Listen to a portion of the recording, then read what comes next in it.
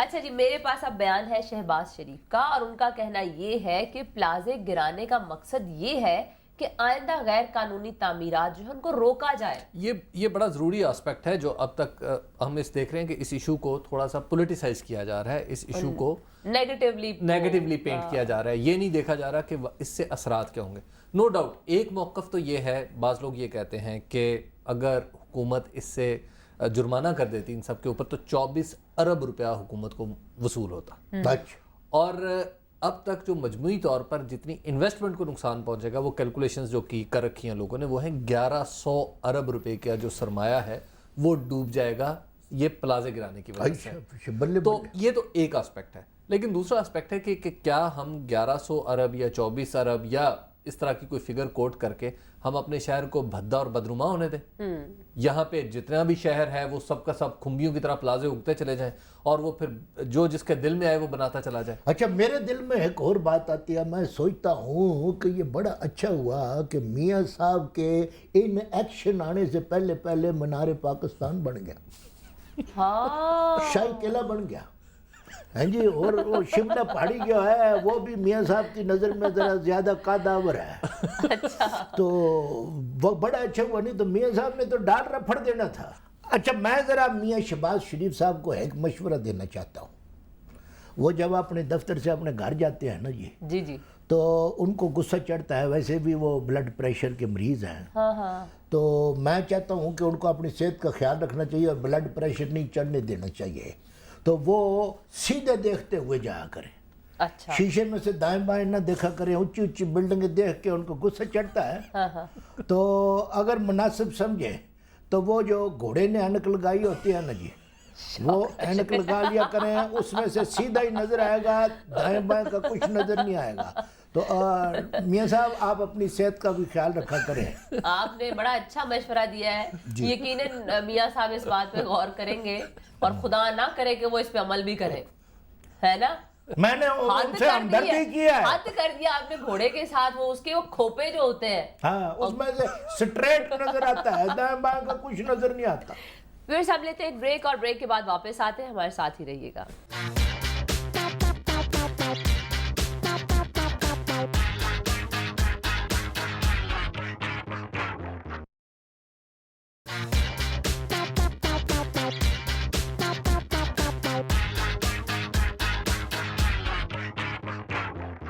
Welcome back جی گل بات میں، اور آئیے بڑھتے ہیں کچھ اور بیانات کی طرف۔ ہو سنیں پھر آپ کے لیے ایک بیان آیا ہے، بیان آیا جی، پرویز الہی کے منہ سے پنجاب کے حقوق کی بات مذاق لگتی ہے، رانا ثناء اللہ نے کہا۔ I can't believe، کیوں؟ یہ رانا صاحب کہہ ہی نہیں سکتے چودھری پرویز الہی کے بارے میں، مطلب بہت اچھا بیان ہے یہ؟ اچھا ہے یا برا ہے، مگر ان کا متقع جو ہے وہ تو گورنر صاحب سے لگا ہوا ہے، وہ پرویز الہی کے بارے میں ایسی بات کیوں کریں گے؟ ہو سکتا ہے زبان پھسل گئی ہو، روز بیان دے دے کہ گورنر صاحب کے لیے۔ نہیں میں بلیو ہی نہیں کرتا ہے، سارا میرا مزہ کرکرا ہو جائے گا اگر یہ اس طرح کی یہ دونوں کی پارٹی جو ہے، دونوں کی جو آپس کی پیار محبت جو ہے اگر یہ کم ہو گئی رانا ثناء اللہ کی اور گورنر صاحب کی، تو میں تو I can't live without that۔ اچھا آپ کو کیا نقصانات ہوں گے اگر ان دونوں کی حالات بہتر ہو جائیں، یہ بیان نہ دیں، آپ کو کیا فرق پڑے گا؟ مجھ کو کیوں نہیں فرق پڑے گا، روز اتنے اچھے اچھے بیان آتے ہیں، بلکہ میں تو سمجھتا ہوں کہ جس دن پریس کی چھٹی ہوتی ہے نا جی اس دن پریس کی گورنر صاحب، چھٹی کسی دن بھی نہیں ہوتی، بات ہی ختم ہوگی، پریس کی چھٹی نہیں ہوتی۔ عید کے بعد چھٹی ہوتی ہے کہ نہیں ہوتی ہے؟ پریس کو چھٹی ہوتی جس دن شبرات ہوتی ہے اس کے اگلے دن چھٹی ہوتی ہے کہ نہیں ہوتی ہے؟ چند 14 اگست کو تم نے میری بات کو بیچ میں سے کیوں کاٹا اور دندیاں کیوں نکالتے ہو؟ دیکھیے وہ اخبارات کی چھٹی ہوتی ہے لیکن ٹی وی اپنا کام کرتے رہتے ہیں۔ میں تو پریس کی بات کر رہا ہوں، میڈیا کی بات تو میں نے نہیں کی، الیکٹرانک میڈیا۔ کتنا واضح آپ فرق، کو پریس اور میڈیا کے درمیان فرق بھی پتا چلا؟ جی مجھ کو پتا ہے جی، میں آخر کنک کھاتا ہوں، میں بھی تمہاری طرح چاول کھاتا ہوں، میں بھی سبزیاں کھاتا ہوں، گوشت کھاتا ہوں، میں کوئی پٹھے کھاتا ہوں۔ سو جناب میرے کہنے کا مقصد یہ ہے کہ گورنر صاحب جو ہے نا جی، سر میں خارش ہو رہی ہے؟ نہیں میں ایسے غصہ چڑھ گیا تھا مجھ کو۔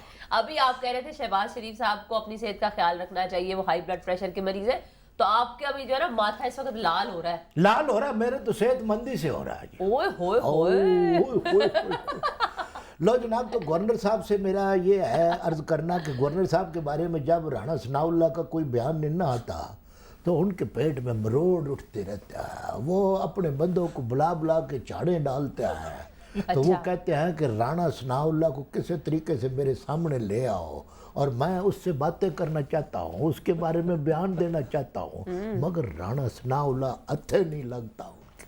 अच्छा, वो गायब हो जाते होंगे। देखिए, जो परवेज इलाही हैं जी, ये भी इनके और PMLN के दरमियान भी बड़ी मोहब्बत है और तकरीबन उसी तरह की मोहब्बत है जिस तरह की गवर्नर साहब में और राणा सनाउल्लाह साहब में है। अच्छा जी। और परवेज इलाही साहब इब्तदा में आपको याद होगा कि जब इलेक्शन हुए थे और कौमी असम्बली बनी तो कायदे हिज़्ब इख्तलाफ बने थे नेशनल असम्बली में, तो उस वक्त इनके बारे में कहा जाता था कि कायदे हिज़्ब इख्तलाफ ये नेशनल असम्बली के हैं, लेकिन बयान ये पंजाब असम्बली के कायदे हिज़्ब इख्तलाफ वाले देते हैं। पंजाब के जो वज़ीर आला है रहे हैं, तो पंजाब से इनकी जो मोहब्बत है, तो उस अंदाज में ये हमेशा जब हुकूक की बात करते हैं तो हमेशा कहेंगे कि हमने अपने दौर में बड़े हुकूक दिए।